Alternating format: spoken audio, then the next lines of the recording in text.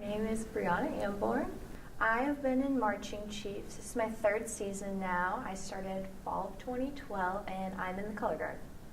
Marching Chiefs collaborates with Be The Match by, advertising, being an advocate for them. You know, every year or two they encourage all of the Chiefs to sign up for it, and obviously they can't make them, but they strongly encourage, and the Chiefs encourage each other as well to sign up for it. Everyone knows it's a really good cause, so any way that they can help and advocate for it, they really do. I found out that I was a potential match for someone right before spring break this past March. I got a phone call while I was in class, and they told me I was a potential match for someone, and I just remember feeling very excited, but very nervous too, not really sure what was going to happen after that, but they got me all squared away, and I did some blood tests and found out that I was the 100% best match for the patient. As soon as Brianna found out about the process, she was excited. She was exactly the way a medical team or the Be The Match registry would like a donor to react. She was anxious. She knew that somebody's life was right in her hands. So she was anxious to do it. She was fantastic, just happy and just kind of like astounded. I'm going to help save someone's life. And every time that we see her, she is so excited about it, has so much enthusiasm. She's just a great person. So Kids First Fund was founded in August of 2011 by Jimbo Fisher and his wife Candy Fisher.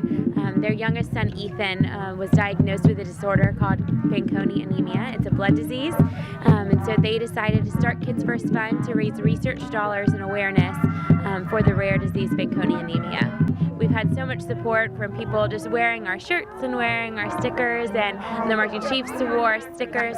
One of our goals through Kids First Fund is to increase the number of people on the National Bone Marrow Registry through bone marrow drives. So last year, a member of the Marching Chiefs, the color guard, Bree, signed up through the bone marrow drive that we held here at their practice, and she actually went on. She was a match, and she went on to donate to save someone's life. I first signed up for Be The Match, I believe it was last fall in September at the Marching Chiefs practice field. Dr. Plack told us all about it, brought the people in, and I just signed up to practice one day. Be The Match is the national registry, only one in the United States, of all people that are willing to be potential stem cell and bone marrow donors for patients that are dying of a blood disorder or a blood cancer. There are 72 different types of cancers and disorders in which a bone marrow transplant would be appropriate. It is the last resort for blood cancer and blood disorder patients.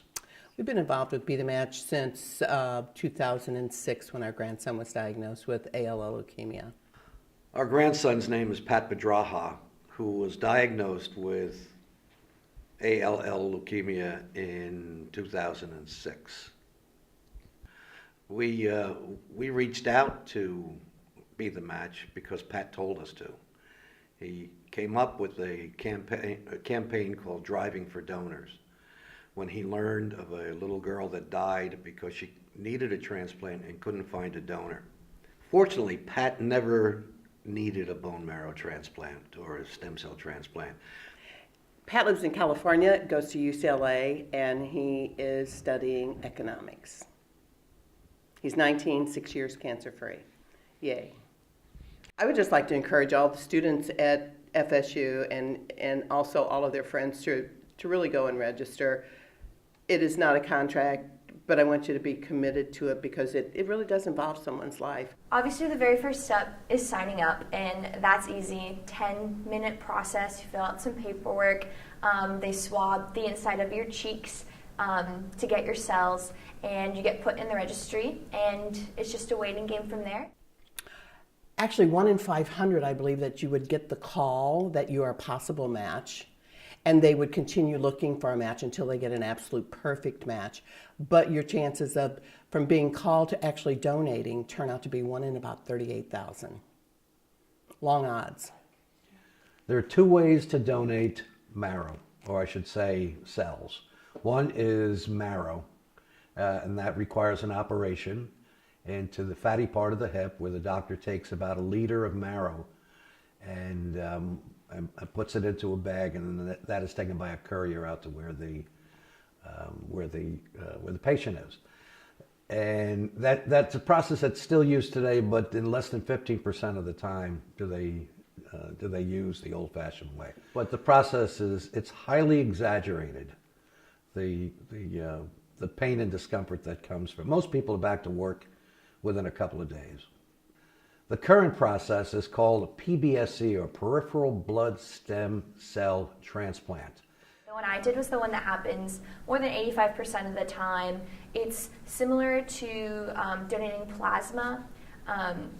You just have a needle hooked up in one arm, a needle hooked up in another, and you sit there. They cycle out the blood and kind of spin it a little bit, separate it, and then they keep your stem cells and put the blood back in your other arm. So you just sit for a few hours. It's not, painful. I would 100% recommend for everyone to donate bone marrow. However, sometimes I help with registration drives, and if people are ever, kind of on the fence about it, I always tell them I'd rather you say no to me than have you get called and say no to that person. What I say to anybody that wants to register, think about it, because if you're not positive you want to help save someone's life, turn me down. Don't turn the patient down. I'm adamant about that. I would completely want to meet the woman that I donated to. I think it would just be an amazing experience. It's just the right thing to do, help save someone's life. You can meet them face to face after 1 year. And to meet someone that's alive because you've helped them, I can't imagine what a wonderful feeling that would be. When I think about the patient I donated to, it's just a very surreal feeling. I kind of get a little, I don't want to say anxious, but like my heart kind of races when I think about it, just because, I know her age. She's not young. I think she's 50. And she has kids, I'm sure, maybe a husband, and she just has this whole life that was put on hold when she got sick.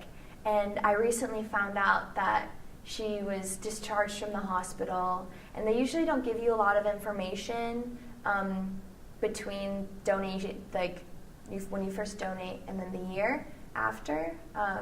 But when they told me that she was discharged, they gave a little bit of information about how she was at home with her family and her dogs, and she was getting close to being back to being able to do all the things she could do before she was sick.